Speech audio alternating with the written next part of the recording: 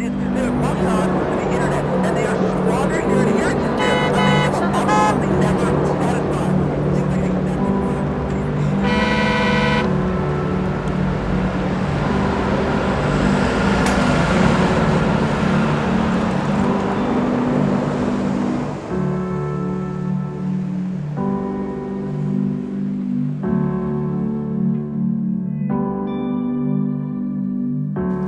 We've got Nathaniel Benversi, Executive Director, on the show with us today. Why do you call the internet today's distant country? The prodigal son had everything: work, community, family, but he was blinded to all of that by this thought that greater happiness was found somewhere else. So he went to the distant country, only to find out that it doesn't fulfill, but it leaves you so empty and so lonely. Men used to have to leave the house to go to the distant country, but now from the comfort of our own homes, we can work late, go to the club, or log into some alternate reality and abandon our family all the same.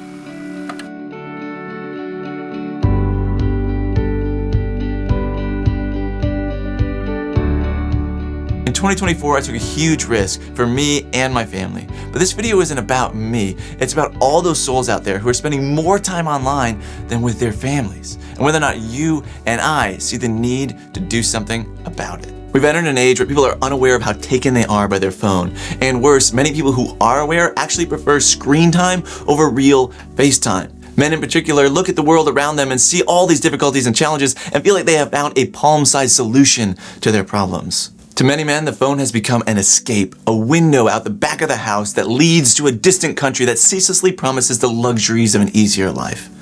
But what are the consequences? Are we less present to the people around us? Are our children being raised by screens instead of by dads? Are our wives left alone as we slip away from those words that were once our vows? If you answered yes, yes, and yes, then you will not be surprised when I tell you that the risk I took for my family and I in 2024 was leaving everything behind to fight this problem. But how did I plan to bring a man back from the distant country to serve in his vocation if his own wife can't even get his attention? Walk me through the process here if you could. The process is already proven. People are discipling souls on the internet every single day. We call them influencers. They just usually have no interest in your salvation. But the process works, and the culture is already used to it. See, it starts with top of funnel, very attractive content on places like YouTube and Instagram. You start to work your way down the funnel by offering digital assets in exchange for contact information. You lead nurture those contacts until they become customers. But we're not here to sell merch. We want way more from these men. We want them to change their very way of life. That top of funnel content has to be super subtle, not explicitly loud and Christian and condemning. We're not here to be online street preachers. We're here to do highly invested digital discipleship. My name is Nathaniel Benversi, and for over a decade now, I've been dedicated to solving problems in the world of men's formation,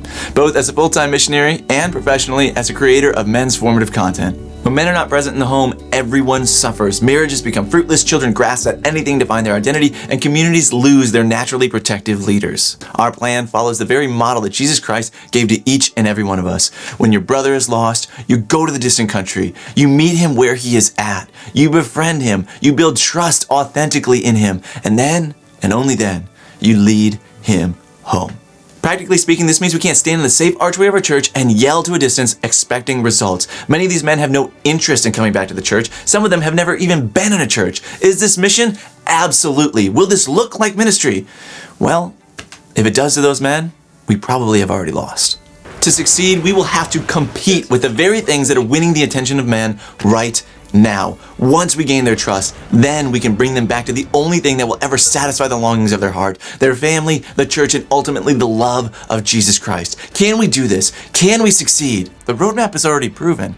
If this is done as a full-time venture by a committed team who is radically available to the mission, making quality content and data-driven decisions, all while relying on the grace of God, then absolutely this mission can succeed. And not only that, because this isn't a regional ministry, but a fully scalable one. We're talking about a possible impact of tens of thousands of men. Picture the ripple effect of tens of thousands of men coming home, becoming better husbands and better fathers, and the beloved identity that they will instill in the next generation from being ever present to them. Yes, this is the fruit we are looking for, and that is exactly why my family and I are all in. Ultimately, the goal is to get these men off the internet so that they're present to their family, engaged in the life of their church, and witnessing to hope in their community.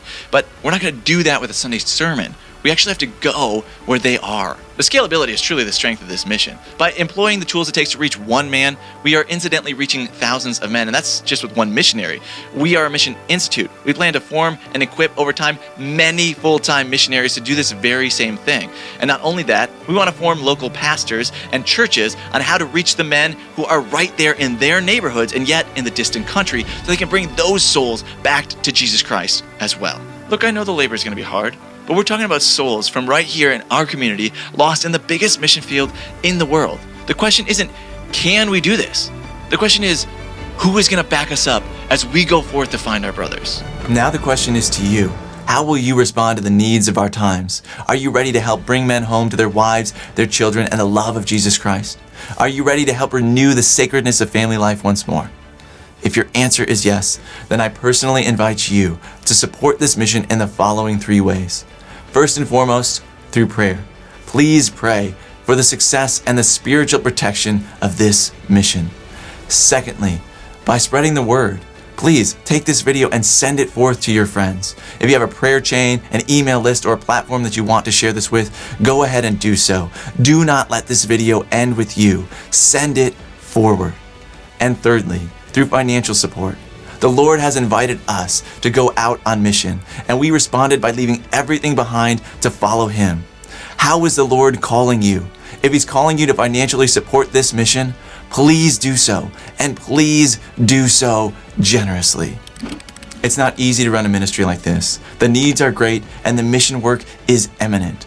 But together, we can serve the men of your community, of your church, of your home.